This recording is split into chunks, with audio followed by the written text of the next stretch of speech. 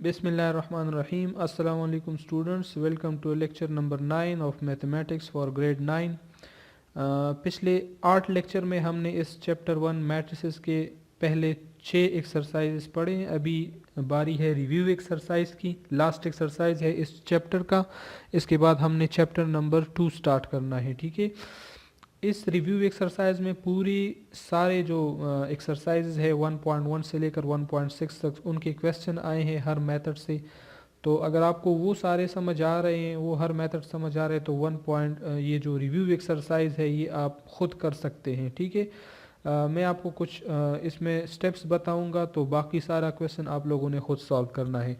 सबसे पहले ऑब्जेक्टिव की तरफ आते हैं। फर्स्ट ऑब्जेक्टिव में आप लोगों को एक मैट्रिक्स गिवन है और ये कहा गया कि ये कौन सा मैट्रिक्स है। ठीक है, तो अगर आप देख लें तो इस मैट्रिक्स की सारी एंट्रीज जो है वो ज़ीरो है। तो ऐसा में ये एक तो ये स्क्वायर मैट्रिक्स भी है, दूसरा ये जो है नल मैट्रिक्स भी है, यानी ज़ीरो मैट्रिक्स या नल मैट्रिक्स भी इसको आप कह सकते हैं। तीसरी पॉसिबिलिटी ये है कि अगर आप इस मैट्रिक्स को किसी भी मैट्रिक्स के साथ ऐड कर लें तो वही मैट्रिक्स आएगा। तो ये आइडेंटिटी मैट्रिक्स भी है विद रिस्पेक्ट टू एडिशन। एक होता है identity matrix with respect to multiplication, यानी ऐसा मैट्रिक्स जिसको आप किसी भी मैट्रिक्स के साथ मल्टीप्लाई करें और वही मैट्रिक्स आ जाए, तो वो identity matrix with respect to multiplication होता है। लेकिन यहाँ पर ये जो मैट्रिक्स है इसको अगर हम किसी गिवन मैट्रिक्स के साथ ऐड कर ले, फॉर एग्जांपल इधर कोई और मैट्रिक्स हो 1 2 3 4 उसके एलिमेंट्स हो, तो अगर उसको और इसको ऐड कर ले तो उससे फिर भी वही 1 2 3 4 वाला मैट्रिक्स ही आएगा। तो ऐसे मैट्रिक्स को हम कहते हैं identity matrix with respect to addition. तो इसका ये आंसर होगा। ठीक है, बाकी इसको ये स्क्वायर मैट्रिक्स में भी आ सकता है, ये नल मैट्रिक्स भी इसको कह सकते हैं, लेकिन वो ऑप्शन इसमें नहीं है, तो इन ऑप्शंस में से फिर ये वाला करेक्ट है। द मैट्रिक्स 4 0 2 12, ये अब स्क्वायर मैट्रिक्स भी है, लेकिन स्क्वायर मैट्रिक्स में फिर अगर आप इसको देखें ये डायगोनल मैट्रिक्स है, स्केलर नहीं है। स्केलर मैट्रिक्स वो होता है जिसमें ये दोनों डायगोनल वाले एलिमेंट सेम नंबर हो। अगर ये दोनों 4 4 होते या दोनों -12 होते फिर ये स्केलर मैट्रिक्स होता। अभी डायगोनल मैट्रिक्स है। डायगोनल मैट्रिक्स को कहते हैं जिसके डायगोनल नंबर जो है वो नॉन ज़ीरो हो और बाकी ज़ीरो हो। तो ये दोनों ज़ीरो नहीं है और ये ज़ीरो है, तो इसलिए ये डायगोनल है। और 2x3 तो है नहीं, क्योंकि 2x3 में 2 रोज और 3 कॉलम्स होते हैं। अगर ये ए मैट्रिक्स है तो इसका एडजॉइंट क्या होगा? एडजॉइंट में ये दोनों जगह चेंज करते हैं, यानी ये 1 इधर आएगा और ये -1 इधर आएगा, और ये +2 बनेगा और ये -3 बनेगा। तो ये देखिए 1 -1 2 और -3, तो ये वाला ऑप्शन इसका सही है। ए मैट्रिक्स 2 3 3 4 है, तो ए इनवर्स किसकी इक्वल होगा? तो ए इनवर्स आप फाइंड करेंगे, पहले इसका डिटरमिनेंट फाइंड कर लेंगे। 4 2s are 8 और फिर 3 3s are 9, तो -9 और +8 उससे -1 आएगा, -1 इसका डिटरमिनेंट होगा। फिर इसका आप एडजॉइंट फाइंड करेंगे, 4 इधर आएगा 2 इधर आएगा और इन दोनों के साइन चेंज होंगे, 3 -3 बनेंगे। वो जो डिटरमिनेंट वाला -1 होगा वो अंदर वाले नंबर्स के साथ मल्टीप्लाई होगा, तो इधर -4 बनेगा, इधर -2 और इधर 3 3, तो -4 -2 3 3 ये वाला इसका ऑप्शन है। ये अगर आपको समझ नहीं आ रहा तो ये आप खुद सॉल्व कर ले, फिर समझ आ जाएगा। ठीक है, इनवर्स वाला method. Forward value of D is the 2x2 matrix, this one is not invertible. पहले तो नॉट इन्वर्टेबल समझ ले। नॉट इन्वर्टेबल क्या होता है? एक मैट्रिक्स होता है सिंगुलर जिसका डिटरमिनेंट 0 होता है। एक मैट्रिक्स होता है नॉन सिंगुलर जिसका डिटरमिनेंट नॉट इक्वल टू 0 होता है। तो जब ये नॉट इन्वर्टेबल है तो ये सिंगुलर मैट्रिक्स को नॉट इन्वर्टेबल कहते हैं और नॉन सिंगुलर मैट्रिक्स को इन्वर्टेबल कहते हैं। ठीक है, दोनों के नाम में जो है थोड़ा सा डिफरेंट है। जब नॉट इन्वर्टेबल तो वो सिंगुलर होगा, यानी उसका डिटरमिनेंट 0 होगा, और जब सिर्फ इन्वर्टेबल आ जाए, नॉट उसके साथ ना हो, जब सिर्फ इन्वर्टेबल, तो वो नॉन सिंगुलर को कहते हैं जिसका डिटरमिनेंट 0 नहीं होता। ठीक है, तो अब ये इसका मतलब ये कि अगर इस मैट्रिक्स का डिटरमिनेंट 0 हो तो डी की वैल्यू क्या होगी? तो अगर इसका डिटरमिनेंट 0 हो तो अगर आप पहले इसका डिटरमिनेंट 0 कर ले, डिटरमिनेंट फाइंड कर ले, तो डिटरमिनेंट इसका आएगा 5d -2 × 1.5 से 3 आता है। तो 5d - 3 = 0, इस तरह का इक्वेशन जो मैं आपको बता रहा हूँ वो आप अपने साथ लिखते जाएं। जब आप इसका डिटरमिनेंट फाइंड करेंगे ये दोनों मल्टीप्लाई होंगे तो इससे 5d आएगा, फिर माइनस का साइन होगा, फिर 2 और 1.5 मल्टीप्लाई होंगे उससे 3 आएगा, और उसको हमने इक्वल टू 0 लिया होगा क्योंकि ये मैट्रिक्स नॉट इन्वर्टिबल है, यानी सिंगुलर है, यानी इसका डिटरमिनेंट 0 है। इसलिए हमारे पास इक्वेशन बनेगा 5d माइनस 3 इक्वल टू 0। तो फिर 3 को उधर शिफ्ट कर ले तो 5d इज इक्वल टू 3 आ जाएगा, और फिर बोथ साइड को 5 से डिवाइड कर ले तो d इज इक्वल टू 3/5, और 3 को जब आप 5 से डिवाइड करेंगे तो 0.6 आएगा। तो ये इसका ऑप्शन है, ठीक है। पार्ट 6 को आप अगर देख लें, suppose A and B are 2x5 matrix, A में 2 रोज और 5 कॉलम्स है, बी में भी 2 रोज और 5 कॉलम्स है। Which of the following are the dimension of matrix A plus B, तो ए प्लस बी का डायमेंशन क्या होगा, वो भी 2x5 होगा। एडिशन सब्ट्रैक्शन में डायमेंशन चेंज नहीं होता, ठीक है, ये याद रखिए। Which of the following is the multiplicative inverse of this matrix, इनमें से कौन सा इसका मल्टीप्लिकेटिव इनवर्स है। मल्टीप्लिकेटिव इनवर्स वो मैट्रिक्स होता है जिसको अगर आप इस मैट्रिक्स के साथ मल्टीप्लाई कर ले और उससे आइडेंटिटी मैट्रिक्स आ जाए। तो आप खुद कर सकते हैं, आप खुद इसके साथ पहले ये मल्टीप्लाई कर ले, चेक कर ले कि इससे आइडेंटिटी मैट्रिक्स बन रहा है या नहीं बन रहा।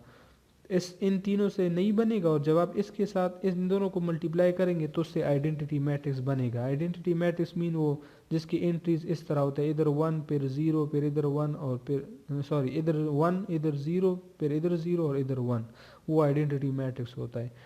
लास्ट ऑब्जेक्टिव जो है एवेल्युएट द डिटर्मिनेंट, इसका डिटर्मिनेंट फाइंड करना है। तो 4 2s are 8, फिर माइनस साइन, और इन दोनों के प्रोडक्ट से +9 आएगा, तो 8 - 9 equal to -1। So question number 2 की तरफ आ जाए। Find the value of x and y, दो मैट्रिसेस इक्वल गिवन है तो कंपैरिजन कर ले।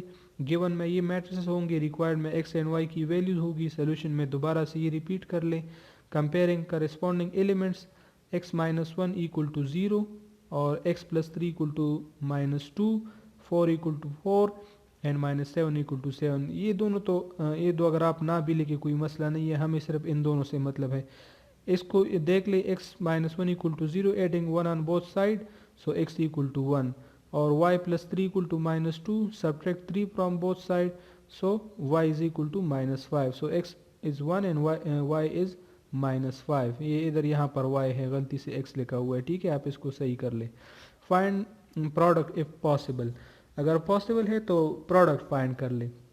तो प्रोडक्ट कब पॉसिबल होता है, प्रोडक्ट दो मैट्रिक्स का तब पॉसिबल होगा जब पहले मैट्रिक्स के नंबर ऑफ कॉलम्स दूसरे मैट्रिक्स के नंबर ऑफ रोज की इक्वल हो। अब पहले मैट्रिक्स के नंबर ऑफ कॉलम 1 है और इसके नंबर ऑफ रोज 2 है और वो इक्वल नहीं है।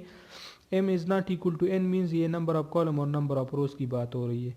So the product of given matrix is impossible, is not possible. But if we write these matrix in this way, अगर हम इस तरह लिखे, मतलब ये दूसरा मैट्रिक्स पहले लिखे और ये पहला मैट्रिक्स बाद में लिखे। अब अगर आप इसको देख ले तो number of columns of this matrix वो 3 है and number of rose of this matrix is also 3, दोनों 3 है, दोनों इक्वल है। So the product of the given matrix is possible. और फिर कैसे प्रोडक्ट फाइंड करेंगे, तो इस तरह से, फर्स्ट रो फर्स्ट कॉलम के साथ -6 और 1 फिर प्लस 5 और -5 फिर प्लस 8 और 3 इस तरह से। फिर सेकंड रो फर्स्ट कॉलम 0 1 इधर, फिर 4 एंड -5 और फिर -1 और 3, तो यहाँ से -6 -25 24, तो ये देखिए 6 -25 और 24, फिर 0 -20 और -3, तो यहाँ से ये बनेगा -6 -25 + 24 और नीचे दूसरा एलिमेंट जो है -20 और -3, तो ये आपका आंसर होगा। Find the inverse of this matrix, inverse find करना है। इनवर्स के लिए ये फार्मूला है, A inverse is equal to 1/a determinant into adjoint of A. A determinant पहले फाइंड कर ले, 6 2s are ये -12 और -5 मल्टीप्लाई -3, ये +15, ये -12, तो +3 इसका डिटरमिनेंट होगा। फिर एडजेंट के लिए आपने क्या करना है, -2 और 6 की जगह रिप्लेस करनी है इस तरह, और इन दोनों के साइन चेंज करने हैं। तो अब 1/3 और साथ में ये मैट्रिक्स हमारा इनवर्स होगा, ठीक है। या आप इसी तरह रह लेंगे और या 1/3 को हर एक नंबर के साथ मल्टीप्लाई कर ले, तो आपके पास ये आएगा -2 के साथ भी मल्टीप्लाई, फिर -5 के साथ भी, और 3 और 6 के साथ भी। तो इधर तो यहाँ से कटिंग होके 1 आएगा, 3 2s are 6, इधर 2 आएगा 1 और 2, और इधर -2/3 और -5/3 इस तरह। तो ये आपका ए इनवर्स होगा। क्वेश्चन नंबर 5 जो है, solve the system 2x + 5 = 9, 5x - 2y = 8। पहले इसको मैट्रिक्स फॉर्म में लेकर आएँ, ए एक्स इक्वल टू बी, पहला मैट्रिक्स ए होगा, फिर एक्स मैट्रिक्स, फिर बी मैट्रिक्स। ये मैंने क्रैमर रूल से सॉल्व किया है। अगर आपको इन्वर्जन मेथड इजी लग रहा है उससे सॉल्व कर ले। क्रैमर रूल में हम पहले एक्स इस इक्वेशन से फाइंड करते हैं और वाई के लिए ये इक्वेशन यूज़ करते हैं। गिवन मैट्रिक्स ए का पहले डिटर्मिनेंट फाइंड कर ले जो कि -21 आ रहा है। 2 2 ज़ा 4 -5 5 ज़ा 25, तो यहाँ से -21। एक्स मैट्रिक्स फाइंड करेंगे, उसके लिए आप इस तरह करें कि एक्स के कोफिशिएंट को बी मैट्रिक्स से रिप्लेस कर ले। एक्स ए मैट्रिक्स को अगर आप देखें, ये ए मैट्रिक्स है, ये 2 5, ये एक्स के कोफिशिएंट है। ये 5 2 अपनी जगह पर रहेंगे, 2 5 की जगह आप 9 और 8 लेके, ये 9 और 8 कहाँ से आए हैं, ये यहाँ से इस बी मैट्रिक्स से आए हैं। ठीक है, तो ये आप यहाँ पर लेके एक्स मैट्रिक्स बन जाएगा। फिर इसका डिटरमिनेंट फाइंड कर ले -22। फिर ए वाई के लिए आप इस तरह करेंगे कि वो 2 5 एक्स वाले अपनी जगह पर और वाई वालों की जगह 5 2 की जगह 9 और 8। फिर इसका डिटरमिनेंट फाइंड कर ले, वो -31 आ गया। फिर इसका आपने क्या करना है, ये देखिए 2 8 ज़ार 16 और -9 5 ज़ार 45, तो 16 और -45 से जो है आपके पास क्या आएगा, -31। तो अब इनको आप फाइंड कर सकते हैं। तीनों वैल्यूज़ फाइंड हो गई तो इक्वेशन 1 और 2 में वैल्यूज़ पुट कर ले। X is equal to x determinant divide by A determinant, तो उससे ये वैल्यू आएगी। और y is equal to A Y determinant divide by A determinant, वहाँ से ये वैल्यू मिल जाएगी। लास्ट क्वेश्चन है इस रिव्यू एक्सरसाइज का। इसमें है कि Qasim and Farzana are selling fruits for a school fundraiser. Customers can buy small boxes of oranges and large boxes of oranges. Qasim sold 3 small boxes of oranges and 14 large boxes of oranges for a total of rupees 203. Farzana sold 14 small boxes and 11 large boxes for a total of rupees 220. Find cost of each one small box and one large box. देखिए यहाँ पर हमसे small box और large box की price required है, तो पहले तो उसको कंसिडर कर ले कि late price of small box जो है वो x है और लार्ज बॉक्स की प्राइस y है। तो अगर आप देखें कासम वाले बात से जो अगर आप इक्वेशन बनाना चाहें तो 3 स्मॉल बॉक्स है तो 3x और 14 लार्ज बॉक्स है तो 14y which is equal to 203। तो by first set of x आप देखिए 3x यानी 3 स्मॉल बॉक्सेस और 14 लार्ज बॉक्सेस, उनकी वैल्यू ये है। और 11 स्मॉल बॉक्सेस तो 11x प्लस 11y, 11y और 11x, उनसे 220 आएगा। तो ये दो इक्वेशन हो गए। अब ये दो इक्वेशन को आप मैट्रिक्स फॉर्म में इस तरह लिख लें, ए एक्स इक्वल टू बी, ये भी क्रैमर रूल से मैंने किया है। क्रैमर रूल चूँकि इन्वर्जन मेथड से थोड़ा ज़्यादा आसान है इसलिए मैंने इसको इस मेथड से किया है। आप उसको इन्वर्जन मेथड से भी कर सकते हैं। एक्स और वाई के लिए ये इक्वेशन होंगे। पहले आपने ए डिटर्मिनेंट फाइंड करना है, 3 11 ज़ार 33, 11 14 ज़ार 154, तो यहाँ से -121 आएगा। फिर ए एक्स मैट्रिक्स फाइंड करना है, तो ए एक्स मैट्रिक्स के लिए आप ए मैट्रिक्स में 3 11 ये एक्स कोफिशिएंट की जगह पर आप बी मैट्रिक्स लेके फिर इसका डिटर्मिनेंट फाइंड कर ले। 203 मल्टीप्लाई 11, उससे 22 33 आ जाएगा, -220 मल्टीप्लाई 14, इससे 38 ही आ जाएगा। तो यहाँ इनकी सब्ट्रैक्शन से -847।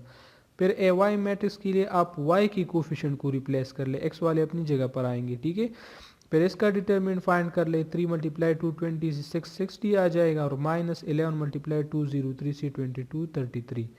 यहाँ से आपको मिल जाएगा A Y determinant equal to -1573। अब तीन वैल्यूज़ आपको मिल गई, A determinant, A X determinant और ए वाई डिटर्मिनेंट। उनकी वैल्यूज़ आप इन इक्वेशन में पुट कर लें। So X is equal to A determinant की value divide by A X determinant की value divide by A determinant की वैल्यू। तो ये 7 से इसकी कटिंग होती है, 121 1 ज़ार 121 एंड 121 मल्टीप्लाई 7 से 847 आता है। Minus minus cancel, so X equal to 7। और A Y determinant divide by A determinant, ये 13 से कैंसिलेशन होती है।